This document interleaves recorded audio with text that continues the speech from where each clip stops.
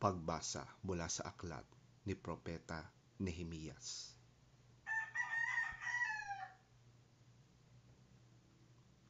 Kaya't ng unang araw ng ikapitong buwan, kinuha ni Ezra ang aklat.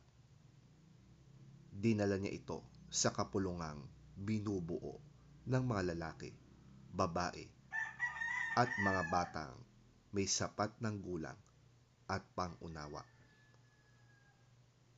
Mula sa pagsikat ng araw hanggang sa katanghaliang tapat, binasa niya ang kautusan sa harap ng mga taong natitipon sa liwasang bayan, sa harap ng pintuan ng tubig. Ang lahat ay nakikinig ng mabuti. Nakatayo si Ezra, ang tagapagturo ng kautusan, sa isang entabladong kahoy na sadyang ginawa para sa pagkakataong yon.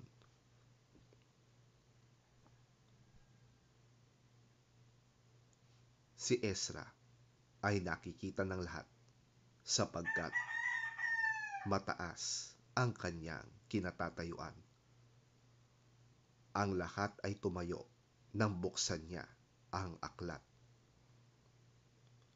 Purihin si Yahweh, ang dakilang Diyos, sabi ni Ezra. Itinaas naman ng mga tao ang kanilang mga kamay at sumagot, Amen, Amen.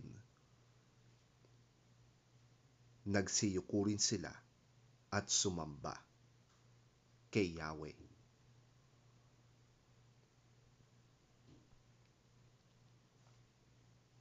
Binasa nila ang kautusan ng Diyos at isinalin ito sa kanilang wika at ipinaliwanag ito upang maunawaan ng mga tao.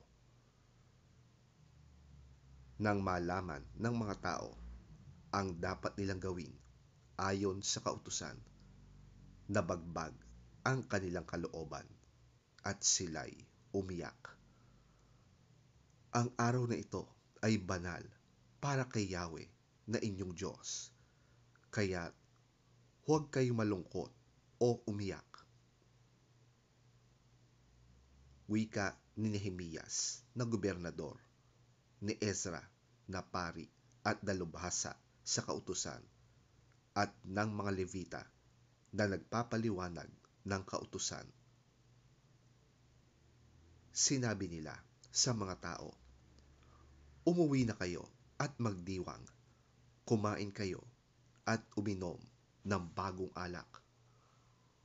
Bigyan ninyo ang mga walang pagkain at inumin, sapagkat ang araw na ito ay banal para kay Yahweh. Kaya huwag kayong malungkot.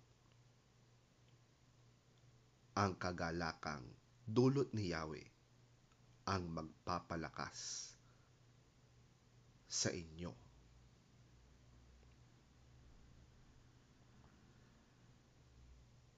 Ang salita ng Diyos. Salamat sa Diyos.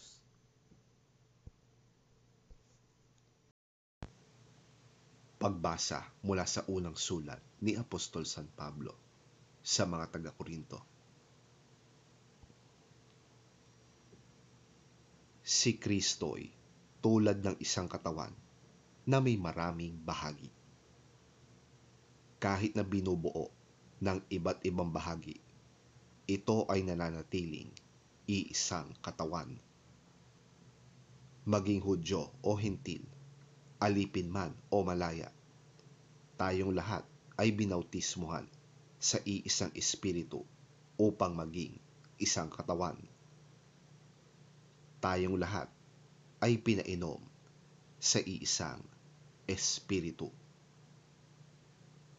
Ang katawan ay binubuo ng maraming bahagi at hindi ng iisang bahagi lamang.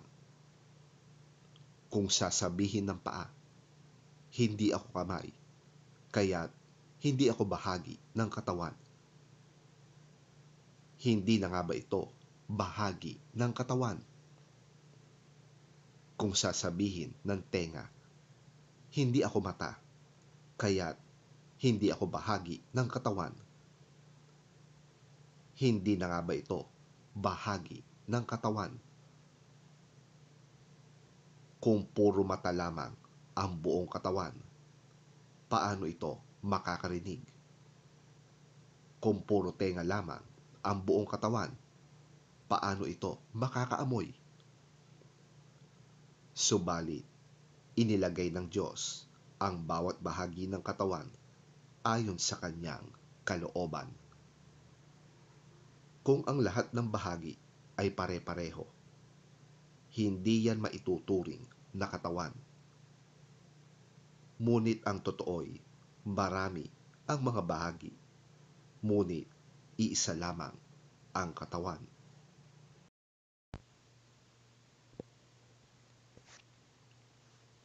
Hindi rin naman masasabi ng mata sa kamay, hindi kita kailangan, ni ng ulo sa mga paa, hindi ko kayo kailangan. Sa katunayan, ang mga bahaging parang mahihina ang siyapangang kailangan. Ang mga bahagi ng katawan na inaakala nating hindi gaanong kapuri-puri ay pinag-uukulan ng higit na pagpapahalaga. Ang mga bahaging hindi likas na maganda ang siya nating higit na pahalagahan. Hindi na ito kailangang gawin sa mga bahaging sadyang maganda.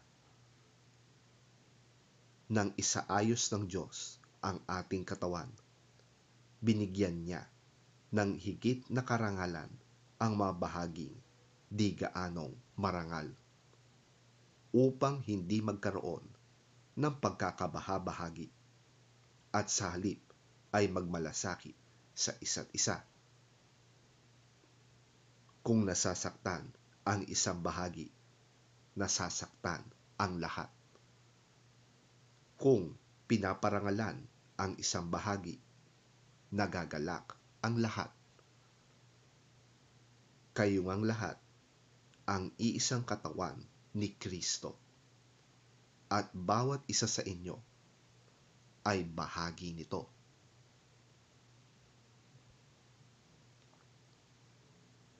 Naglagay ang Diyos sa iglesia, una ng mga apostol, ikalawa ng mga propeta, at ikatlo ng mga guro. Naglagay rin siya ng mga gumagawa ng mga himala, mga nagpapagaling ng mga may sakit, mga tagatulong, mga tagapangasiwa, at mga nagsasalita sa iba't ibang mga wika. Hindi lahat ay apostol, propeta o guro. Hindi lahat ay binigyan ng kakayahang gumawa ng mga himala, magpagaling ng mga may sakit, magsalita sa iba't ibang mga wika, o magpaliwanag ng mga wikang ito.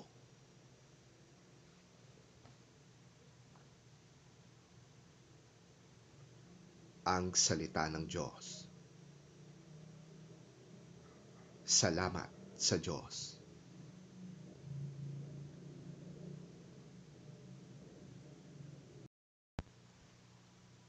Ang mabuting balita ng Panginoon ayon kay San Lucas.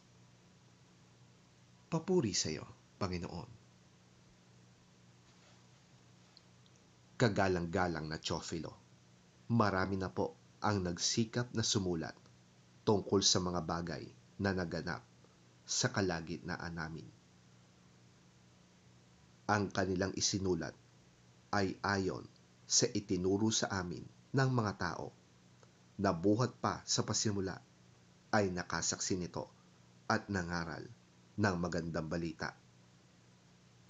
Kaya't matapos kong suriin ng buong ingat ang lahat ng pangyayari buhat pa sa pasimula, minabuti ko pong sumulat din ng isang maayos na salaysay para sa inyo upang lubusan ninyong matiyak ang katotohanan ng mga itinuro sa inyo.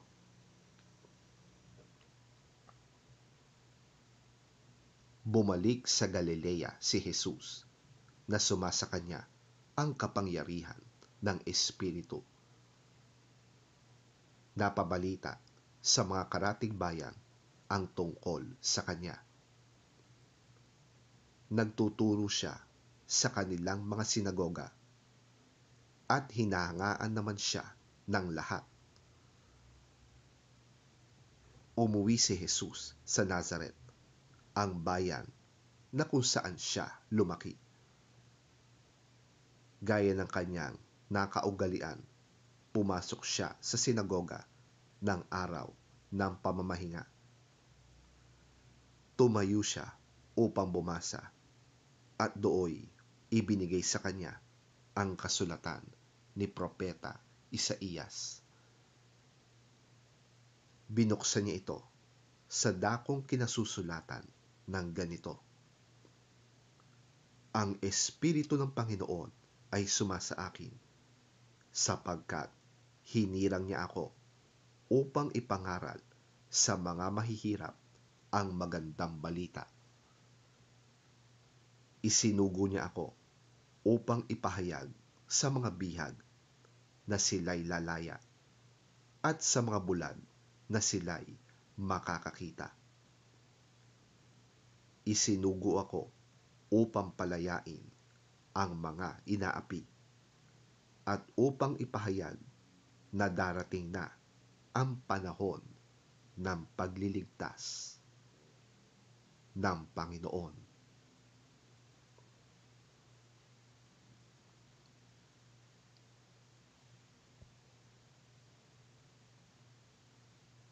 Inirolyo na ang kasulatan at matapos isauli sa tagapag-ingat, siya'y naupo. Nakatitig sa kanya ang lahat ng nasa sinagoga at sinabi niya sa kanila, ang kasulatang ito na inyong narinig ay natupad ngayon.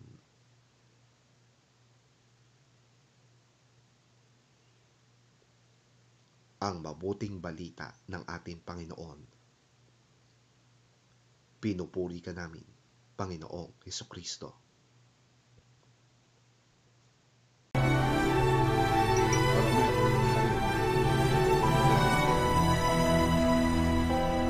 Many have undertaken to draw up an account of the things that have been fulfilled among us,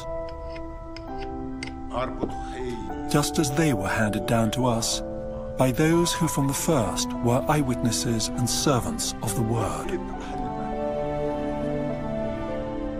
With this in mind, since I myself have carefully investigated everything from the beginning, I too decided to write an orderly account for you, most excellent Theophilus, so that you may know the certainty of the things you have been taught.